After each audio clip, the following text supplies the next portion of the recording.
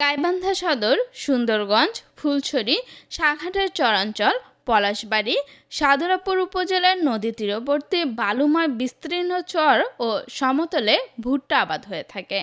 এখন চর ও সমতলের পাশাপাশি বরেন্দ্র এলাকাগুলোতেও বেড়েছে ভুট্টার চাষ।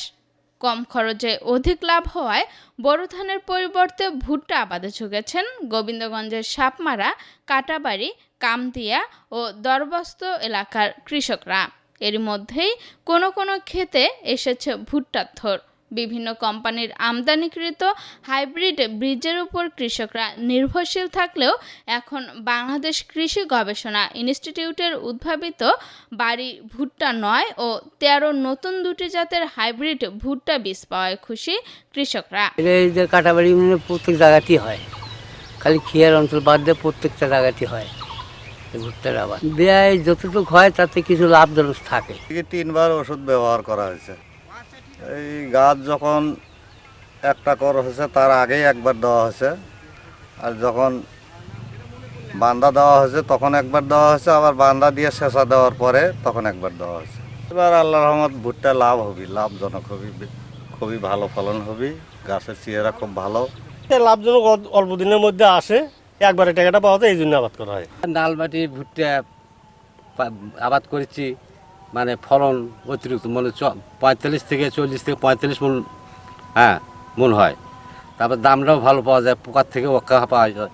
তারপরে মনে করুন যে জিনিসটা একবারে বিক্রি করে টাকাটা আমরা আমানত পাই।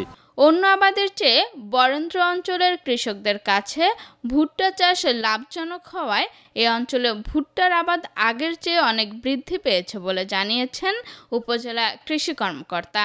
এছাড়াও ভুট্টা চাষে কৃষকদের সব ধরনের পরামর্শ ও প্রযুক্তিগত সহযোগিতার কথা বলেন এই কর্মকর্তা। আমাদের মূলত ভুট্টা চাষটা বরেন্দ্র এলাকার সাপমারা, তার কাটাবাড়ি, কান্দিয়া, এছাড়া দরবস্ততে বেশি হয়। এটার কারণ হলো কি, কম খরচে বেশি লাভ করতে পারে কৃষকরা। এই ক্ষেত্রে হাইব্রিড যে বীজটা আছে যেটা ভালো কোম্পানির বীজ, সেটা কিনলে কৃষকরা বেশি লাভবান হবে।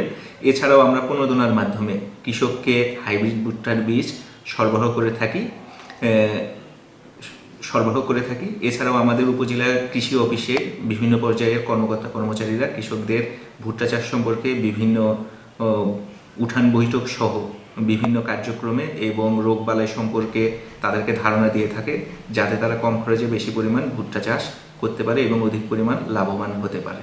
কৃষি সম্প্রসারণ বিভাগের তথ্য মতে এবছর জেলায় 17,589 হেক্টর জমিতে ভুট্টা চাষ করা হয়েছে। হেক্টর প্রতি যার গড় ফলন ধরা হয়েছে 11.4 মেট্রিক টন।